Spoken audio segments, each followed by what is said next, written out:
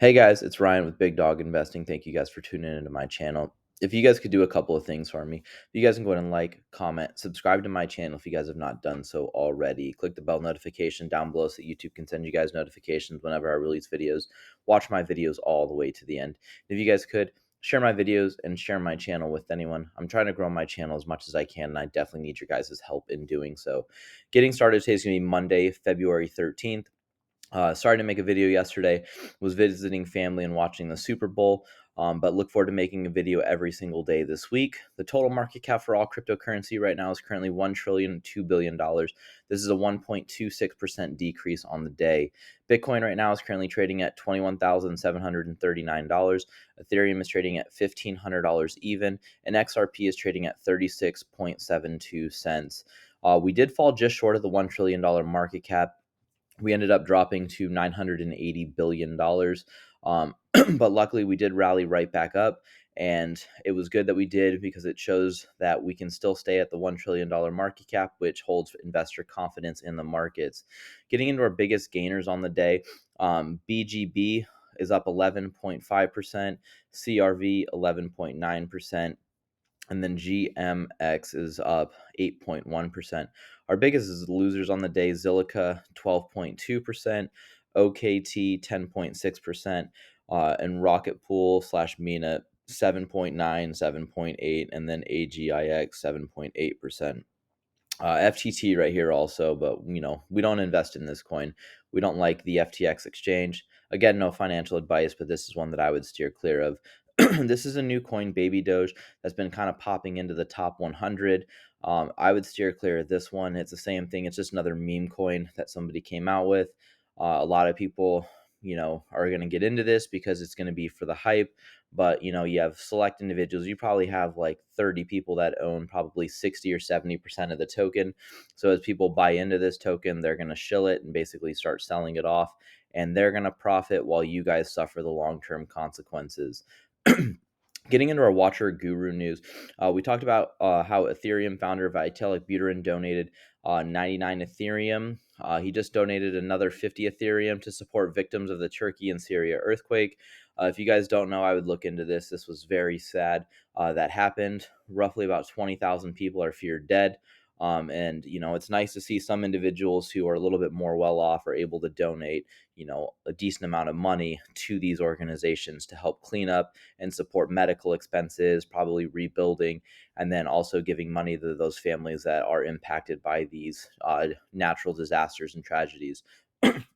Paxos ordered to stop mining Binance's BUSD by New York regulator, and I think this is just a different thing. It's kind of interesting to see New York regulators finally coming in and stopping a stable coin mine. We'll see what happens with this in a little bit. I haven't really looked into a whole lot, but any type of regulatory actions put against anybody in the crypto space, we need to make sure that we follow up with, because it brings precedent in the markets.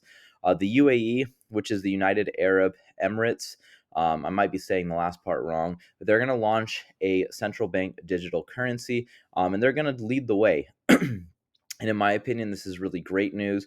It's sad news for the United States, because I do want the United States to come up with some sort of central bank digital currency, but only time's going to tell. We need to figure out what's going on with our SEC and their grass overreach of power. This is really interesting. Visa partners with wirex to issue crypto debit cards to users in over 40 countries. I have not looked exactly which 40 countries. I don't know if the United States is on this list, because that's where I currently reside. But as of right now, if the United States is not, I know that some individuals, you can get a crypto.com, which is a Crow debit card, and I believe Visa sponsors that one. And you can get a couple others too. So it's really interesting. This is going to bring more people into the markets of cryptocurrency. Just in, OpenAI and Chat GPT CEO says AI will make a lot of people rich. In my opinion, it will also make the vast majority of individuals poor. Yeah, it's going to make a select individuals rich. The people who got invested in this pre-IPOs. This is like before they end up going public. A lot of your super elites are able to invest in companies at a fraction of the price of what they would go for and sell for in the public markets. And then also, these individuals will get super, super rich because they're going to put, your average Joes like me and you out of work with their OpenAI software. I mean, we're getting rid of, cash registers at grocery stores. Now it's all self checkout. So we got rid of those employees. Manufacturing jobs, it's no longer an assembly line, it's run by machines and computers. And soon our software engineers are going to get taken away by AI software. And then eventually I see my job becoming obsolete as a teacher. I can just see, putting kids into a room with a, camera system and probably like one or two administrators on a campus, or, even just at home. No administrators, but individuals basically just go sit down in front of a computer screen for school. But in my opinion, that's what I think is going to happen. So yeah, it's going to make a few people rich. I wouldn't say a lot, but it's going to make the vast majority of people poor. So it's going to definitely shrink the middle class. So that's something that we got to fight back against. Circle USDC filed regulatory complaint alleging Binance mismanaged reserves in 2022. This is going to be interesting to see what happens with this. I'm going to do a little bit more research and I'll talk about that in the next coming videos. And this last thing from Wells Fargo, it's America's fourth largest bank, says the bear market is over, which means that they think that we're going to be going into a bull market. They think that we're going to be out of a recession or not even in a recession because our government can't, define what a recession actually is. In my opinion, I don't know if we're out of a bear market completely yet. We still see investor confidence still dwindling in the markets right now. If we look at the fear versus greed index, we'll open it up really quick right here. We'll see for cryptocurrency, at least we're neutral. So, yesterday we're at 48, which is neutral. Last week and last month, 54 and 52. We did have a high throughout this last, let's see, 3 months. We did get up into the 60s, 61 on January 30th. We did get into the greed a little bit. But in my opinion, I don't see us out of the woods yet, but only time's going to tell. So Wells Fargo might be right, but, at least for the investors right now that are putting money into cryptocurrency or even the stock market, we're not seeing these major gains yet to push us into a bull market. JP Morgan estimates Ethereum Shanghai upgrade might bring more investors to stake in the protocol. And this is really funny to me because right now we have the SEC with a grass overreach at power. If you guys watched my last video, I talked about how Kraken was sued by the SEC for their staking. But it's really funny because they allowed Ethereum holders to continue to stake on Kraken's exchange. You just could not stake any new Ethereum. So whatever Ethereum you guys were currently receiving or any Ethereum that you end up buying, you cannot stake extra or new Ethereum on the network, but at whatever Ethereum you've already been staking, you can still stake until further notice. So, and in my opinion, I do see this as a positive. Any upgrade to the crypto space, especially Ethereum, which is the second largest cryptocurrency by market cap, if they have any upgrade and the upgrade is successful, obviously it's going to bring a nice price increase. But there's a saying that says buy the rumor and sell the news. So it says a recent report by JP Morgan has revealed that the upcoming Shanghai upgrade slated to be applied in March might bring more capital to the network. The investment bank estimates that Shanghai will bring Ethereum stake percentage to the number of popular proof of stake networks more than 4 times the Ether currently staked, assuming that the stake rates coverage over time to the 60% average in the large networks. The number of validators could increase from $0.5 million to $2.2 million, and an annual yield of Ethereum would fall from 7.4 on average for staked to around 5%. So instead of getting 7.4%, you guys would earn about 5%. And 5% is really good because according to some banks and stuff like that in your savings accounts, you guys aren't even receiving a cent. You're receiving 0.05% in your guys' savings accounts APY, because those banks use your guys' money to invest. And they do it risk free, because if they lose the money in the stock market, the federal government will bail them out. And there was a report that a lot of people were saying, especially those in Congress, were saying that if for whatever reason there is no regulatory clarity in the markets yet, if you do lose your guys' money in crypto, the that the federal government will not bail you out. And it's okay. I don't need to be bailed out by the federal government because I'm confident in what I have. And I know that you guys are too. If you guys are in the markets, again, no financial advice, but we do have to have some regulatory clarity, and for them to come out and say, well, we're not going to bail you out, but two, we're not going to come up with clear regulations, we're only going to rule by enforcement. In my opinion, that's going to send a cascade effect into the markets and bring a lot of FUD, fear, uncertainty, and doubt into the markets. I did see this ad, I just wanted to point this out. Verse Farms earn 80% APY. I would definitely steer clear of anything that's promising 80% of your annual returns. Like, that's just ridiculous. That's absurd. People would be throwing money left and right at this if it was actually like a good project. So do your guys' due diligence in your guys' projects. This was kind of interesting. John Deaton came out and replied to Meta Lawman. So it says the SEC is going after stable coins now, and I think that is ridiculous. A stable coin is supposed to be a 1-to-1 ratio for whatever US dollar that you have to a stable coin like a USDC or a UST.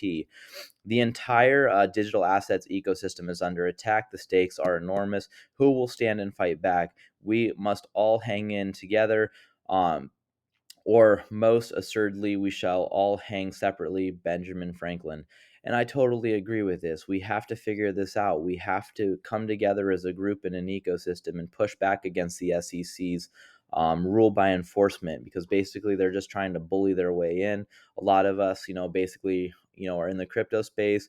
You guys can say that we're like the nerdy kids with the glasses, in elementary school, and then the SEC is the big bully. We're kindergarten, first, second grade, and we got the sixth grader rolling around pushing people into lockers, and that's totally not acceptable. We need the federal government, which would be the principal of a school, to come in and say, you know what, enough is enough. We have to start figuring this out and at least come up with some clear guidance. He says 2 years ago, I recommended industry players establish a crypto consortium, if you will, focused on coordination between companies being sued, receiving Wells notices, voluntary request letters, etc. We need a unified defense as well as ongoing on the offense. It's never too late, and I totally agree with this. It's never too late to start pushing back. James K. Filan post. Stuart Alderati, if you guys don't know, he's a chief legal officer for the Ripple case versus the SEC. He says over 40 million Americans own crypto. Most of those are between the ages of 18 and 34 and are demographically and racially diverse. That's a lot of votes. Gary Gensler is a political liability, and I completely agree with this. I mean, we don't need to throw race or anything in here or the age, but, just American citizens, 40 million American citizens are invested in own crypto, and to basically come out with these stupid laws and stuff like that, basically taking away uh you know possibly good percents of increases throughout the years, these annual returns, whether it's from staking or more people feeling confident investing in the markets, as long as we get regulatory clarity, which we don't have. Basically, Gary Gensler and the SEC is not there to actually protect the average investor. He's actually hurting the average investor while helping all of these Wall Street brokers make crap tons of money. So Warren Davidson, he's a former Armor Ranger serving as on Ohio's 8th District in Congress. He responds to Jesse Powell. We've talked about him a couple of times. He says Gensler expects Americans to believe that the Kraken paid a $30 million fine and shut down its own U.S. staking program because they forgot to fill out a form on the SEC website. Or is this predictable consequences of regulatory uncertainty and regulation by enforcement? And I totally agree with this. We've just been talking about this. John Deaton comes out and replies it's much worse than Congress. Gensler is flat out lying to the American people when he says there's a form to fill out. After taking $70 million from BlockFi, the SEC remains the second largest creditor in BlockFi's bankruptcy. Library cooperated fully with the SEC, and now it's insolvent. So if you guys don't know about the Library case, they got sued first by the SEC, and They ended up going to court. They basically burned through all of their money, fighting the legal fight, and basically trying to come up with some sort of clear guidance in the markets, and they lost to the SEC in court. They're filing appeals right now, but they came out and they put all of their money, and now basically they're insolvent. They have no more money left, and the SEC is going to get a bunch of money coming from the BlockFi bankruptcy. And in my opinion, this is just ridiculous. There is no form. We talked and about Jeremy Hogan a couple of times. Jeremy Hogan says, I spent a couple of days looking for this simple form on the SEC website with no luck. Once I find it, all those $500 per hour security lawyers are going to be out of business because Gary Gensler came out with a video yesterday. He spoke with CNN. And he said that, all Kraken had to do was fill out a form. It's really easy. Everyone knows where to find it. But you have Jeremy Hogan, who's a lawyer, who went on the website and still can't find it. This is kind of cool. Hedera is in partnership with the DLA Piper. Dubai has introduced virtual assets regulations with the Virtual Asset Regulatory Authority. And in my opinion, we have all of these other countries coming out. Dubai, one of the biggest tech advanced countries right now, now coming out with regulatory clarities in the markets. And Hedera is leading the fight with this. And this is great news. If you guys don't know, I would look into Hedera.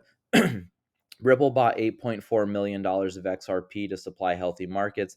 This is the article. Again, this article right here, and all of the other posts and stuff will be in the comments for you guys to read.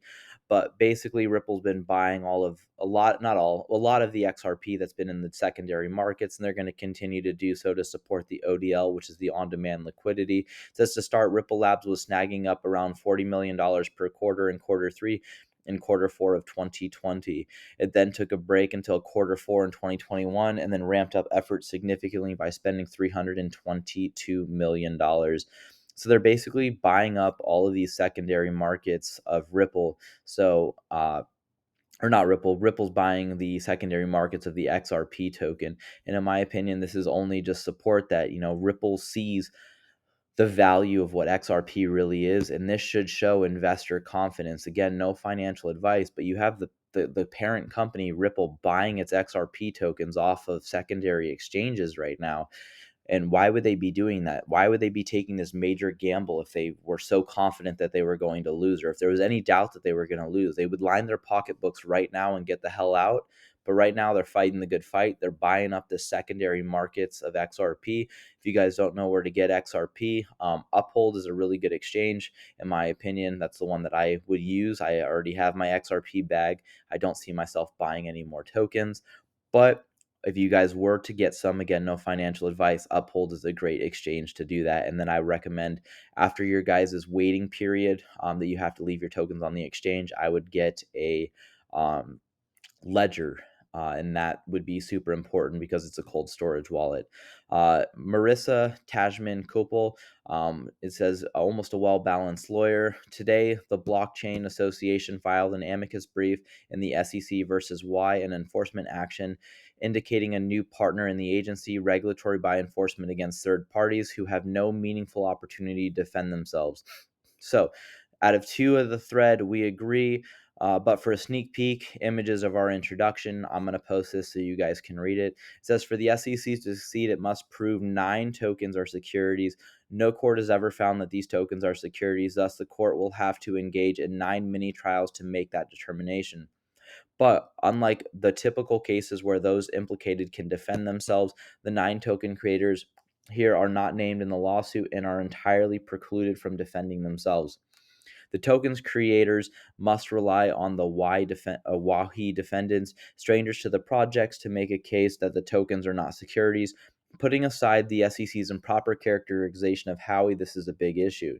Not only has this case harmed the name tokens and users, creators, and developers, the choice to implicate unnamed third parties was conscious and strategic. The SEC maximized its chances of alleging whatever it wants with minimal risk of being held to account for it.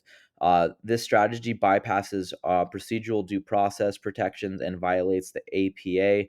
Rather than properly engaging with the public on rulemaking, the SEC carves out new rules via enforcement actions. This is part of the SEC's pattern to create a chilling effect in future projects now by making allegations that the SEC may not be consistently squarely. This must stop. We ask the court to ensure any findings carry no ill effects against the third parties. Thanks to Ohio and his team for the fantastic work. Our brief follows the recent motions to dismiss, which the SEC will respond to on April 6th. We will closely watch out as this case unfolds. And I'm going to keep track of this case because it's just interesting.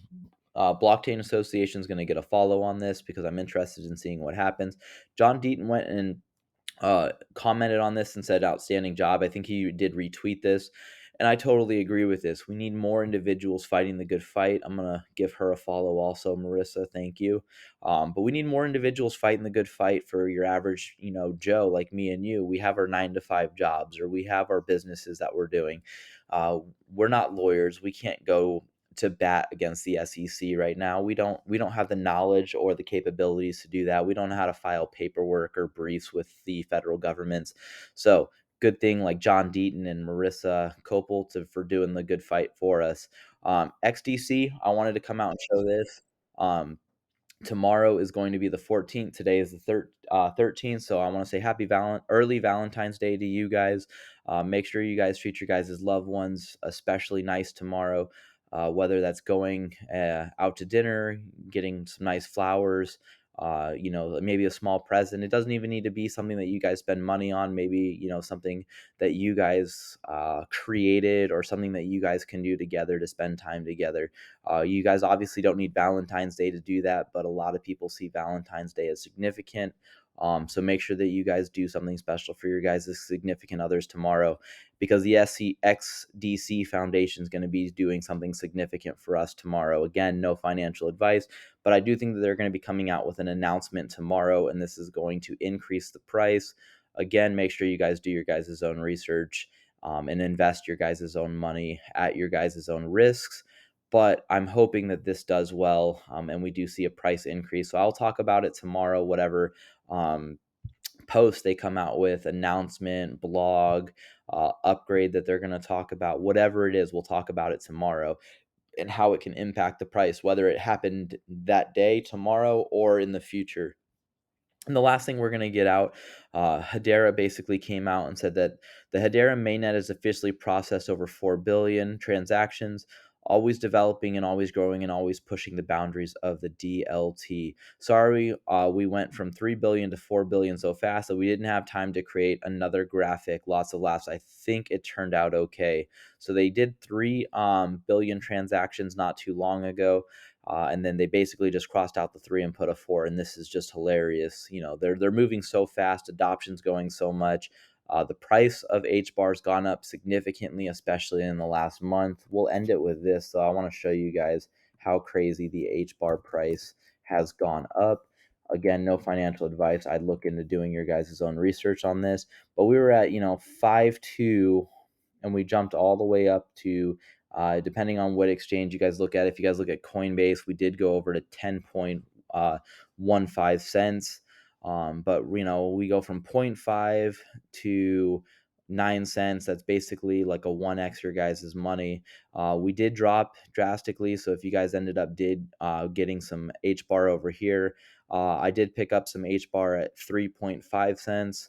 So basically I'm almost 3x my money right now on my tokens when they was up here. But I'm not one of those that, buys and then sells for a profit. I know a lot of people say take your guys' profits, and I highly probably recommend you guys doing that if you guys absolutely need to. But for me, I'm in cryptocurrency for the long run. I'm going to hold it till the day I die. Obviously, when the price goes up drastically, I'm going to sell some of mine, but I'm not going to sell all of my crypto. With that, thank you guys. Sorry for my last video. It timed out at 30 minutes, so I didn't get to do my tagline, so I'm going to do it right here. If you guys can invest with the big dogs, stay on the porch. Have a good one.